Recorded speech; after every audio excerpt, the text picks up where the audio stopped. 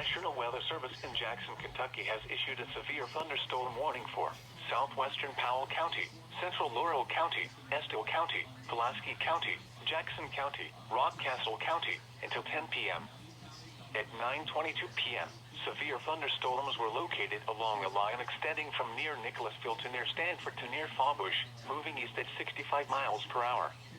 Hazard, 60 miles per hour wind gusts and penny-size hail. Source, radar indicated.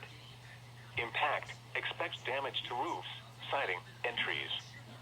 Severe thunderstorms will be near Nancy around 9:30 p.m. Gun Sulphur around 9:35 p.m. Somerset around 9:40 p.m. Other locations in the path of these severe thunderstorms include Bummer, Harris Ferry and Hargett.